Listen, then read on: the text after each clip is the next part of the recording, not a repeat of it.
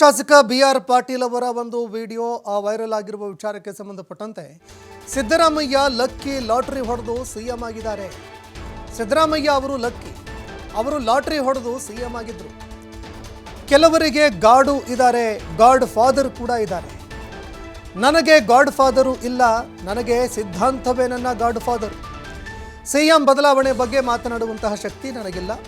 K R ಪೇಟೆಯಲ್ಲಿ ಶಾಸಕ BR. Patil ಹೇಳಿಕೆ ಕೊಟ್ಟಿದ್ದಾರೆ.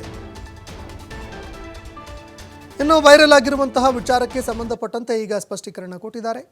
ನನಗೆ ಗಾಡು ಇಲ್ಲ, ಗಾಡ್ ಫಾದರು ಇಲ್ಲ, ಸಿಎಂ ಬದಲಾವಣೆ ವಿಚಾರ ಮಾತನಾಡುವ ಶಕ್ತಿಯೂ ನನಗಿಲ್ಲ ಅಂತ ಬಿ.ಆರ್. ಪಾಟೀಲ್ ಸ್ಪಷ್ಟೀಕರಣ ಕೊಟ್ಟಿದ್ದಾರೆ.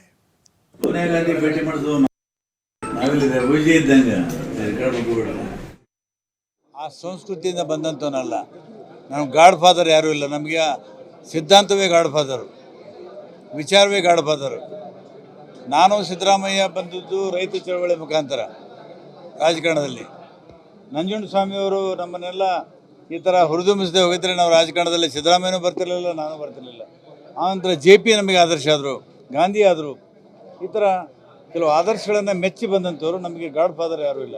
ಕೆಲವರಿಗೆ ಗಾಡು ಇದ್ದಾರೆ, ಫಾದರ್ ಇದ್ದಾರೆ. ನಮಗೆ ಗಾಡು ಇಲ್ಲ, ಫಾದರ್ ಇಲ್ಲ. ನಡ್ರಿ, ನಾನು ಇನ್ನು ಸೋನಿಯಾ ಗಾಂಧಿ ಅವರನ್ನ ಸಿದ್ದರಾಮಯ್ಯಗೆ ಭೇಟಿ ಮಾಡಿಸಿರೋದು ಇತಿಹಾಸದ ಭಾಗ. ನಾನು ಸಿದ್ದರಾಮಯ್ಯ ಜೊತೆ ಸ್ನೇಹಿತನಾಗಿ ಅಲ್ಲಿಗೆ ಹೋಗಿದ್ದೆ. ಇದು ಸಿದ್ದರಾಮಯ್ಯಗೂ ಕೂಡ ಗೊತ್ತಿದೆ, ನನಗೂ ಕೂಡ ಗೊತ್ತಿದೆ. ಸಿದ್ದರಾಮಯ್ಯ ಪಾಪ, ಅವರು ಅಸಹಾಯಕರಾಗಿದ್ದಾರೆ. JDS ಬಿಟ್ಟು ಬಂದ 8 ಶಾಸಕರಲ್ಲಿ ನಾನು ಕೂಡ ಒಬ್ಬ. ಸಿದ್ದರಾಮಯ್ಯ ನೇತೃತ್ವದಲ್ಲಿ ಕಾಂಗ್ರೆಸ್ ಪಕ್ಷಕ್ಕೆ ಸೇರಿದ್ದೀವಿ ಅಂತ ಕೆಆರ್ ಪೇಟೆಯಲ್ಲಿ ಶಾಸಕ ಬಿ.ಆರ್. ಪಾಟೀಲ್ ಹೇಳಿಕೆ ಕೊಟ್ಟಿದ್ದಾರೆ.